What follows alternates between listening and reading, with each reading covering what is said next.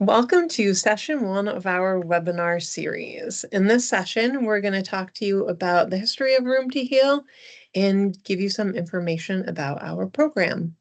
My name is Laura Sen, and I'm the Executive Director of Room to Heal.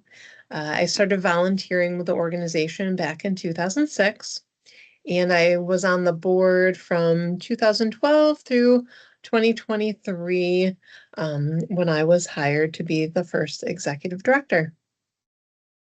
And I'm Linda Snyder. I've been on the board of Room to Heal for 13 plus years, and I've held a variety of leadership positions within the organization. There we go. So A Room to Heal started back in 2004 when Lori Abbess was on a business trip. She was reading a magazine and came across an article about a nonprofit organization in Michigan that helped children who had serious illnesses by giving them dream bedroom makeovers. She thought of her friend Linda Salamans, whose son had leukemia. And she thought about what a great idea it would be to do something similar in the Binghamton area. So Lori approached Linda and A Room to Heal was born. They had a fundraising luncheon to kick off the idea, and over 40 people attended. From that, a board was created with 7 people meeting every few weeks to develop the organization. And in 2006, A Room to Heal became incorporated and obtained its 501c3 status. The mission has stayed pretty much the same from the beginning, to create healing environments for children affected by serious medical conditions in our communities. And our vision is healing environments, inspired people, and engaged communities. So we developed some criteria in order to make sure that we complete projects for children who most need it. Children must be between 3 and 18 years old. They have to have a serious health condition that affects their daily lives, and they should live within 50 minutes of Binghamton.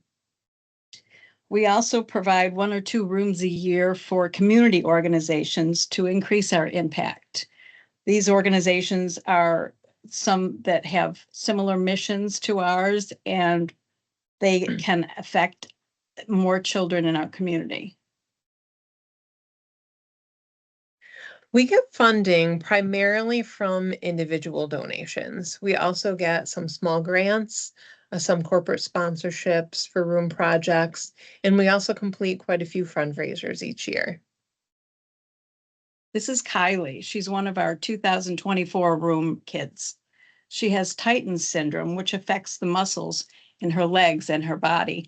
And so she has to pretty much be in a wheelchair or use a walker on a daily basis.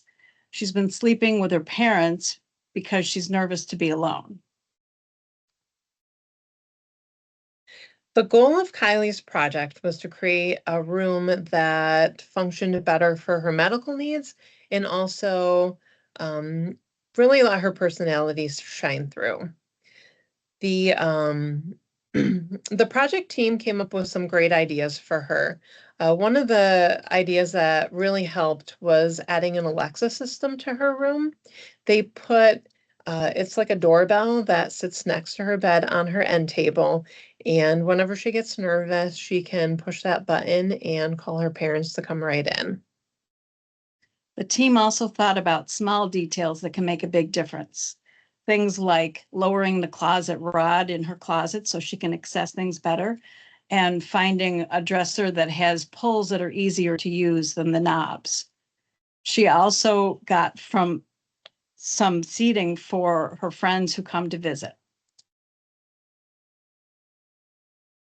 During the reveal, when Kylie entered her room for the very first time, she lit right up and told everybody that this was the best day ever. Kylie's dad reached out to us about 2 weeks after and let us know that she had been sleeping in her room on her own ever since the reveal. A personalized space like this can have such an impact on a child's mood, comfort, and overall recovery, especially for those dealing with serious illnesses. We hope that all of our room transformations give our room kids the comfort and joy they deserve. So that is the end of webinar 1. We hope that you learned a little bit about our organization. And if you join us for the second session, we'll talk about the steps involved in creating a healing space. Thank you.